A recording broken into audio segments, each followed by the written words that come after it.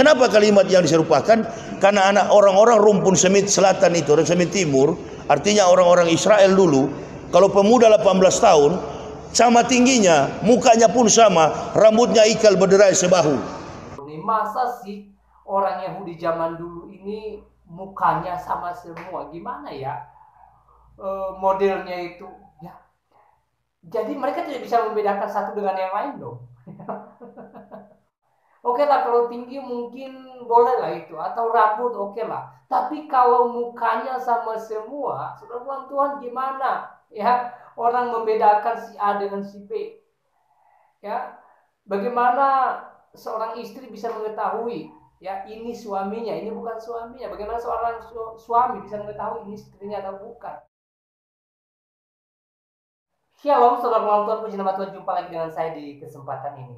Nah, saudara Tuhan, di kesempatan ini saya mengajak kita secara bersama-sama membahas salah satu cuplikan ceramah Ustadz Yahya Waloni. Dia ceramah di salah satu masjid, saya kurang tahu pasti daerahnya atau tempatnya di mana. Tapi ketika dia ceramah, dia membahas mengenai Nabi Isa. Lalu dia hubungkan dengan kekristenan. Sebenarnya kalau dia tidak hubungkan dengan kekristenan, atau kalau dia tidak menyebut Kristen, saya tidak mau menanggapi ceramah ini. Tapi karena dia menghubungkan dengan kekristenan, maka saya perlu menanggapinya atau meluruskan pernyataan beliau. Nah, saudara Tuhan, tanpa berlama-lama, mari kita sama-sama menyimak apa yang disampaikan oleh beliau. Ya, nanti kita lihat poin-poin apa yang perlu kita tanggapi. Yuk kita. Ya, tanya itu. Katanya apa namanya yang disalib itu bukan Yesus, tapi yang dikatakan Allah dan Iskariot. Ya. Siapa yang bilang Yudas Iskariot? Siapa yang bilang? Naskahnya, manuskripnya mana? Ya? Yang bilang Yudas Iskariot yang disalib, referensinya apa? Sudah saya jawab. Eksekusi mati itu bukan lambang kematian Kristen, bukan lambang kematian Yesus. Eksekusi mati itu adalah lambang kematian yang dilakukan oleh eksekusi dalam sistem pemerintahan Romawi. Karena Romawi sudah menduduki Yerusalem itu dari tahun 65 Masehi sampai tahun 6 Masehi. Al-Masih lahir, 6 Masehi. Jadi orang yang tersalib di sebelah kanan Al-Masih itu, Al-Masih tidak tersalib. Orang yang tersalib itu adalah penjahat-penjahat residen. Di sini ada benarnya dan ada lucunya apa yang disampaikan oleh Ustaz Yahya Waloni di poin pertama ini. Benarnya, karena beliau mengatakan bahwa hukuman salib itu adalah hukuman Romawi, dan itu memang benar sekali saudara Tuhan. Ya, hukuman salib yang diterima Yesus itu, atau dia sebut di sini Al-Masih, adalah hukuman yang paling keji di zaman Romawi kuno, ya. Dan ini benar sekali. Dan lucunya, kalau saudara perhatikan tadi, dia berkata bahwa ada dua orang disalib di samping Al-Masih. Lalu dia berkata bahwa Al-Masih tidak disalib, ya. Jadi mana benarnya? Al-Masih disalib atau Al-Masih tidak disalib? Dari sini aja kita sudah tahu bahwa apa yang disampaikan oleh Ustadz Yahya Waloni ini tidak bisa diterima, saudara Tuhan. Nah, mari kita lanjut menyimak apa yang disampaikan oleh beliau. Divers, kelas kakap yang sudah tidak bisa diurus oleh pemerintah Romawi, dieksekusi mati. Jadi eksekusi mati ini, kalau kita sering belajar kitab, ada seorang alim bernama Barsisa. Barsisa itu pernah disalib di zaman Musa itu. Jadi eksekusi penyaliban itu bukan nanti di zaman Isa, sudah terjadi di zaman Nabi Musa alaihissalam. Jadi nggak ada itu. Itu bukan penyaliban Tuhan Kristen, bukan. Tapi kalau orang yang dipaksa disalibkan dan diakui sebagai Tuhan, itu urusan agama Kristen. Tapi di Israel sana, di mana? Tanya sama orang Kristen, di mana disalib itu? Di mana? Golgota. Golgota itu bahasa Ibraninya bukit tengkorak. Karena orang yang disalib itu runtuh dagingnya karena hujan panas, dimakan burung bangkai sampai dagingnya jatuh, tengkoraknya pun jatuh di situ, makanya disebut Golgota. Nah, saudara Tuhan, dia berkata bahwa yang disalib itu bukan Nabi Isa dan bukan Yudas, tetapi Barnabas, kata beliau. kalau ustadz atau ada beberapa ustadz lain sih berkata bahwa itu Yudas, dan Yahya Walon sendiri berkata bukan Yudas tetapi Barnabas ya. Nah, menurut Al-Quran mungkin benar apa yang beliau katakan, tetapi menurut iman Kristen dalam Alkitab ini sangat salah dan tidak sesuai ya, karena di dalam Alkitab sendiri yang disalib itu adalah Yesus Kristus, disalib untuk menebus kita dari belenggu dosa ya. Jadi ini ada dua versi ya, dari versinya Yahya Waloni sesuai dengan Al-Quran, yang disalib itu Barnabas kata beliau, tetapi sekali lagi saya tegaskan bahwa kalau di dalam iman Kristen yang disalib itu memang Tuhan Yesus bersama dua penjahat di samping kiri dan kanannya ya. Kita lanjut. Eloi Eloi lama sabachthani, ucapan yang keluar dari mulut Barsabas, bukan Yudas.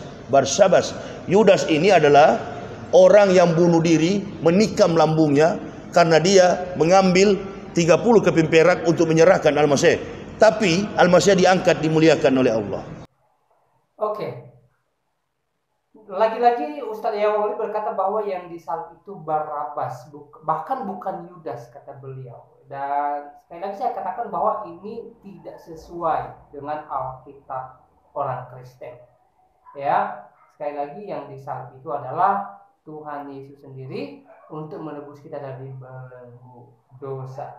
Jadi apa yang disampaikan oleh Ustadz Yawalon ini tidak sesuai dengan iman kekristenan. Yuk kita lanjut.